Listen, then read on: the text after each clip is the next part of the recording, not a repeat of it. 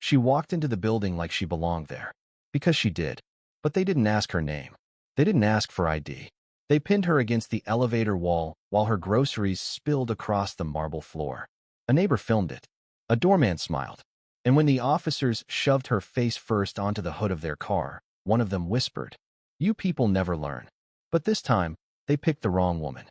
Subscribe and tell us where you're watching us from. Melissa Sharpe balanced two brown paper bags against her hip as she stepped through the lobby doors of the Crestline Towers. Her access code had worked. As always, she lived here. But the new doorman didn't know that. He didn't greet her. He didn't ask if she needed help. He watched and picked up the phone. Melissa didn't notice, or pretended not to. Her unit, 18G, was on the top floor. Corner window, 2 bedrooms. Quiet. She'd worked 12 years in risk management to get there. As she entered the elevator, she caught a reflection of herself in the mirrored wall. Smooth blouse, slacks, neat bun, grocery receipt still tucked in her cuff. Normal, professional, boring, but not invisible. Not here, not with her skin. At floor 6, the doors opened. 2 police officers stepped in. Male, white, early 40s.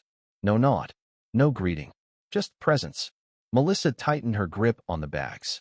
The elevator resumed its climb. At floor 12, the taller officer suddenly turned. "Ma'am, do you live here?" Melissa blinked. "Excuse me?" Simple question. She set the bags down. Calmly. "I do. 18G. Can we see your ID?" She hesitated. "Are you detaining me?" The shorter one stepped closer. "Just verifying." There was a report. Melissa raised an eyebrow. "Of what?" "Suspicious activity. Black female. Entered with stolen code." Melissa folded her arms. "That code was mine. So unless you have a warrant." The taller officer grabbed her wrist. "Enough. Hands behind your back." Groceries tumbled. Apples rolled. A bottle shattered. The elevator dinged at floor 18. The doors opened. 3 neighbors stood there. Watched. Said nothing. Melissa was yanked out, pushed against the wall. The hallway cameras blinked red. The taller officer whispered near her ear. "Always the attitude. That's how you people get hurt." Melissa didn't struggle. She closed her eyes. Because she knew the system better than they ever would. And because in her right pocket, still untouched, was her building-issued keycard. With her full name, photo, and resident, Unit 18G, printed in gold. But she didn't pull it out. Not yet. Because they'd already made the mistake. Now, they had to live in it. Melissa didn't resist as they marched her down the hallway. Her bare wrist brushed against the cold elevator panel, still sticky from the officer's grip. The taller one walked behind her. The shorter stayed ahead, scanning doors like a predator claiming territory. "So this is 18G, huh?" One of them muttered. The other knocked once. Then twice. No answer. No roommates. No husband. Melissa said nothing. The hallway was quiet. A baby cried somewhere down the hall. A door creaked open, then quickly shut. The taller officer leaned toward her ear. Got a lot of attitude for someone with no proof of address. Melissa glanced down at her own side pocket. The keycard was still there. But she didn't touch it. Not yet. They pulled her toward the stairwell. "You're not under arrest. Just detained for verification." "You already said that," she replied calmly. He didn't like that. He shoved the stairwell door open. Cold air rushed in from the vent system. Concrete. Dim light. No one else around. "We'll wait down here," the shorter one said. He radioed something in. Code. Fast. Garbled. "Your ID better check out, ma'am." Melissa sat on the lower step. Composed. Still. She folded her hands neatly over her knees. 10 minutes passed. 15. Finally, a female officer arrived. Officer Thorne. Black. Young. Uncomfortable. She approached slowly, clipboard in hand. "Sorry, ma'am. I just need to confirm something." Melissa looked at her. "You can ask, but you already know." Officer Thorne hesitated. "We pulled building logs. Entry code registered to Sharpe, Melissa A. Apartment 18G. The taller officer stiffened. "That doesn't prove." "Her photo's on file," Thorne interrupted. "Verified by property management. She's been a resident for 6 years." A silence fell. Melissa slowly pulled the access card from her pocket, placed it on the step beside her like a chess piece. "I was going to show you this, but I wanted to see how far you'd go first." The taller officer turned red. "This was a safety call. We had to." "You didn't ask anything," Melissa said. Her voice stayed level. Controlled. Officer Thorne looked away. "Ma'am, We'll need to take down a formal statement. You have the right to file a complaint. Melissa stood up. I won't be filing a complaint. The taller officer let out a breath of relief. But then Melissa continued, because that would imply this was accidental. She looked directly at him. I'll be filing charges. Then she turned, walked away, left the stairwell door open behind her, and didn't look back. Not once. By morning, the incident report was already sealed. Internal Affairs hadn't reached out yet. But Unit Supervisor Darren Vogel sat alone at his desk, rereading the entry submitted by Officers Turner and Blake. Female, early 30s. Refused to identify. Hostile. Possibly trespassing. He tapped the desk with his pen, because alongside that report was a flagged note, sent automatically by city systems. Subject identified, Sharpe, Melissa A. Occupation, Senior Risk Officer, Division of Municipal Oversight. Clearance, Executive Level, Departmental Audit Authority. Vogel leaned back slowly. He'd heard that name before. 3 years ago, Sharpe's review team had audited Precinct 84. Half the leadership was quietly reassigned within a month. No press. No noise. Just disappearances. And now, she'd been cuffed, publicly, in her own building? He picked up the phone. This is Vogel. I need to speak with Deputy Director Hanley. It's urgent. Meanwhile, Melissa stood in her kitchen, slowly slicing a pear. No rush. No panic.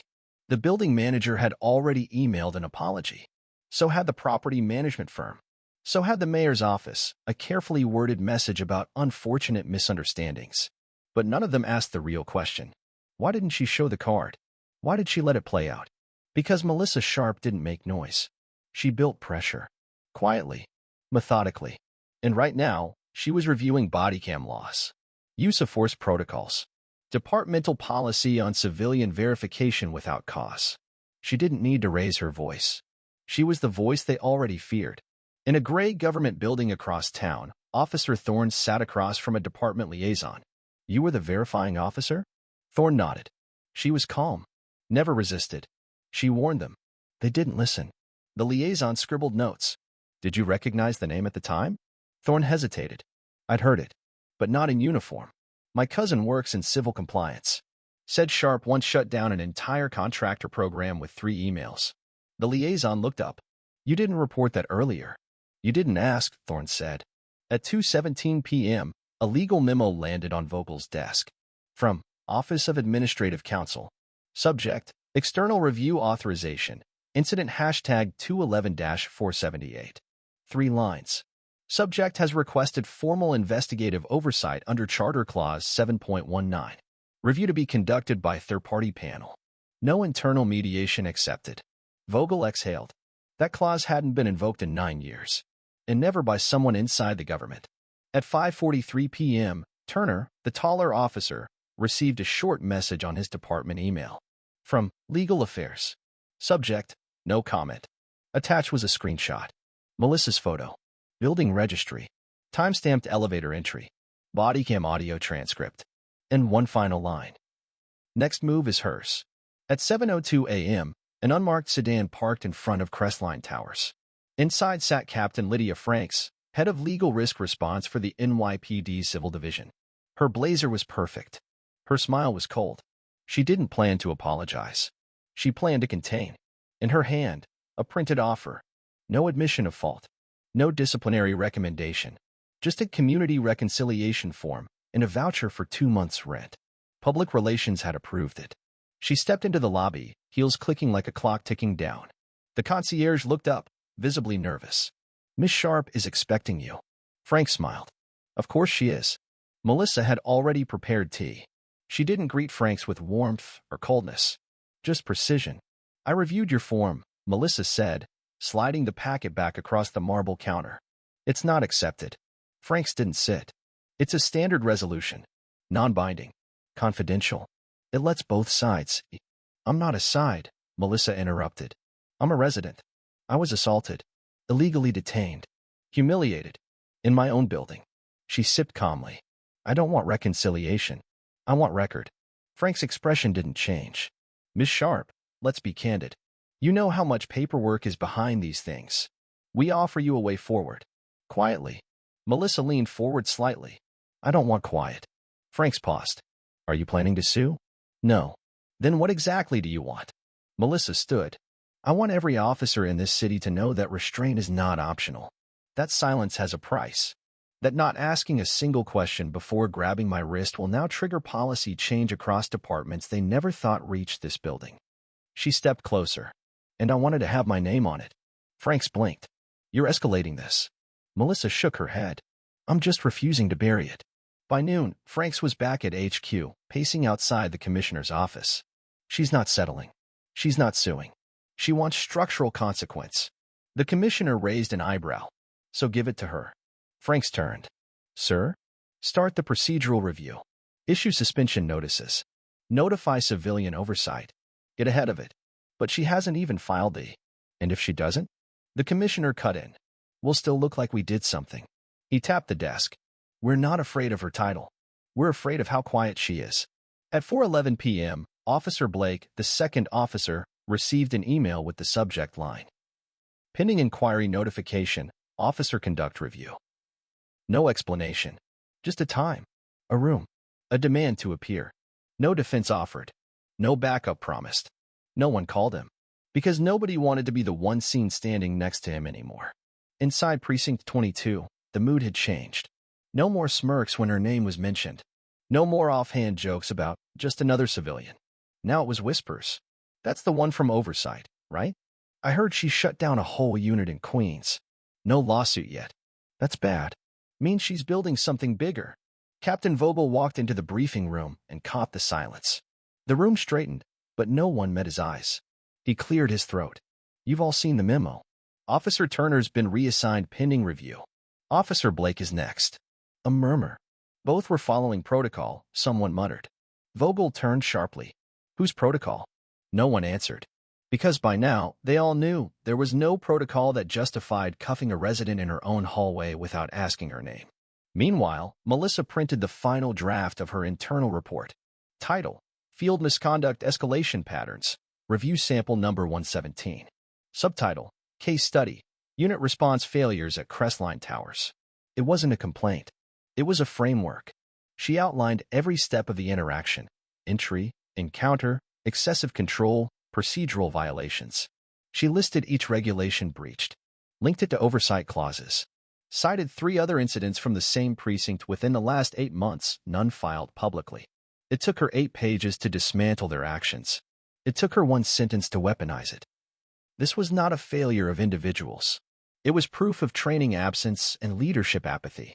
She submitted the file to 3 recipients. 1. Department of Oversight. 2. State Office for Civil Authority. 3. Internal Police Council Mandatory Policy Audit Division. Then she closed her laptop and waited. At 3:38 p.m., Officer Thorne received a message from Internal Conduct. Subject: Discretionary interview. Observer required. She was no longer peripheral. Now she was key. At 4:22 p.m., Turner walked into the locker room. Silence. One rookie glanced up, then away. Another stood, muttered an excuse, and left. Turner opened his locker. His nameplate was missing. Inside, a folded piece of paper. He unfolded it. Read the single line. You're not worth burning for. No signature. But the message was clear. That evening, the commissioner met privately with the city's legal risk director. Do we offer her a formal seat on the Civil Oversight Committee? The director frowned. That looks like a reward. Could backfire. It's not a reward. It's a warning. To who? The commissioner looked out the window. Everyone else still wearing a badge like it makes them untouchable. Across the city, Melissa folded laundry in silence. Her apartment calm. Measured. On her phone, new email. Subject: Panel request approved. Oversight testimony opportunity. She smiled, just once. They were giving her a microphone, and she hadn't even raised her voice yet. The hearing room was small. No press. No cameras. Just 5 appointed members of the Civil Oversight Panel and 1 long wooden table. Melissa sat at its center. She wore no badge. No official title displayed. Just a black blazer and a thin folder resting on the desk in front of her. The room settled. Miss Sharpe, began the chairwoman, we understand you've prepared remarks. Melissa nodded once, then opened the folder. But she didn't read. She looked each panelist in the eye. I'm not here to describe what happened to me. That's been recorded, filed, and sealed. A pause. I'm here to ask why you're still calling this an incident and not a pattern. No one interrupted. She continued. I wasn't harmed physically. I wasn't jailed. I wasn't charged. But every part of me was measured, sized, and dismissed based on one factor I didn't choose. And the moment I responded with knowledge instead of fear, I became dangerous. She set the folder aside. That should terrify you. At that exact moment, in a glass office uptown, Deputy Chief Hanley watched a live stream of the testimony, accessible only through secure channels. No broadcast. No recording. But what he saw made him shift in his chair. Melissa had no script. She didn't demand anything. She explained. Policy. Failure chains. Data patterns. And then, without raising her voice, she named the names of 5 officers, none of them hers, currently serving in precincts with unresolved misconduct reviews tied to similar stops. No one had connected those cases before. Now they were on record. Back at the panel, the chairwoman cleared her throat. Ms. Sharpe, we're not a disciplinary board. We can only recommend. Melissa stood, then recommend loudly. And make sure your silence isn't confused for approval. She gathered her things. You called me to speak. I didn't ask to come. Now you know what I know. And she walked out. Within 24 hours, 3 internal review audits were reopened. 2 officers, previously exonerated, were placed under renewed scrutiny. And Melissa? She received an anonymous message. From an internal systems tech. Just 3 lines. I sat outside the elevator that day. I saw what they did. I froze. I'm sorry. I've attached the security footage anyway. That night, Melissa opened the file. It was silent. Black and white. No sound. But it showed everything. Her being grabbed. The keycard falling out of her pocket. Turner kicking it aside. And her standing still the entire time. She copied the video. Saved it twice. Uploaded nothing. Because it wasn't time yet. But soon she'd decide when. And no one would stop her. It began in places no one noticed. An internal bulletin circulated to all precincts. Reminder, civilian engagement protocols updated. Verification without cause strictly prohibited unless immediate threat is observed. No one mentioned her name, but everyone knew why it was sent. At the Public Safety Office, Lieutenant Grady reviewed the new body cam policy draft. It added just 3 paragraphs. One line stood out. Footage suppression, in any form, will trigger auto-review and rank-level notification. He sighed, looked at the memo's footer. Prepared in consultation with external analyst M. Sharpe. In the station locker rooms, officers started speaking in code. Did you hear who wrote the policy draft? She's not even in our chain. Doesn't matter. The chain moves for her now. Meanwhile, Melissa stood in the produce aisle at a quiet supermarket. She wore sunglasses. No makeup. Simple jeans. But a woman near the bananas stared too long, then nodded. Quietly. Melissa nodded back. Nothing was said. But the air between them shifted, a brief current of shared recognition. The kind that doesn't need explaining. At Precinct 22, Officer Thorne was called into the captain's office. Inside, a sealed envelope and a blank form. What's this? Voluntary transfer request. Civil affairs. Downtown. Word is they're forming a public compliance unit. Want someone who understands nuance. Thorne hesitated. Is this about the Sharpe file? The captain said nothing. He didn't need to. That evening, Melissa received a message on her secure line. From State Inspector's Office. We request your presence at the Ethics Oversight Draft Session. Anonymous contributors will remain protected, but your authorship will be acknowledged unless formally declined. She stared at the screen. She knew what it meant. They weren't offering to protect her. They were offering to use her. Attach her name. Parade her image. Pretend it was reform. But this wasn't about her name. It was about their systems. She typed 3 words. Name not needed. In the dark of her apartment, Melissa rewatched the security footage one last time. Still no sound. Still no edit. But this time, her eyes weren't on herself. They were on Turner. The moment the card hit the floor. The moment he looked down and chose to ignore it. That was the moment everything turned. Not the wrist grab. Not the shove. The choice. To disregard truth in favor of power. And now, that choice had a consequence. She didn't post the video. She didn't need to. It was already filed. Under City Record Request #8807B. Status. Pending release. Public visibility. 72 hours. And ticking. At exactly 7 a.m. on Monday, City systems logged the public release of file hashtag 8807B. Label, Crestline incident footage, hallway cam. Length, 2 minutes, 42 seconds. No audio. No narration. No edits. It appeared on one government server. No social post. No headline. No alert. But by 8 a.m., over 14,000 unique downloads had occurred. By 10 o'clock, internal watch lists had flagged the IPs of several reporters. By noon, 2 mayoral aides had quietly requested copies for context. No one said the word, but everyone knew it had begun. At a midtown cafe, a lawyer paused mid-sip. Watched the video once. Then again. That's her. That's Sharpe. She never raised a hand, said the paralegal beside her. She didn't have to. In the West Precinct break room, Officer Turner stared at the ceiling. His phone buzzed nonstop, texts, voicemails, calls from blocked numbers. He didn't answer any of them. His locker was already cleared. His partner had gone silent. His union rep hadn't called back. And now the city was watching.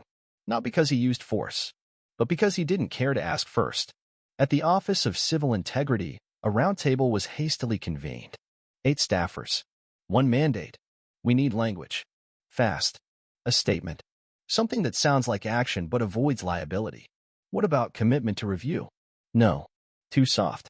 Deep concern and process recalibration? Pretentious. The director, a short woman with sharp eyes, tapped the table. Just say, we saw it. We're ashamed. And it won't happen again. The room went silent. You serious? For once, yes. Because the person in that video didn't scream. Didn't sue. She documented. And now we're the ones hiding. At 2:42 p.m., a quiet email landed in Melissa's inbox. From City Office of Public Transparency. Subject, Viewership Report, File hashtag 8807B. Line 1, Confirmed Internal Views, 76,093. Line 2, External Downloads, 38,221. Line 3, Total Media Requests, 0.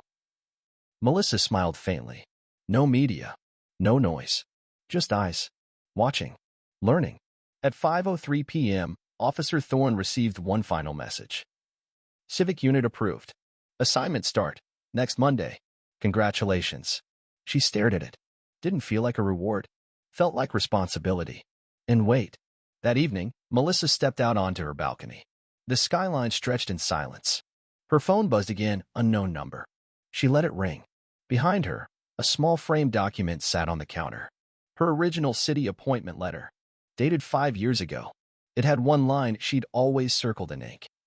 You are authorized to monitor, audit, and escalate where necessary.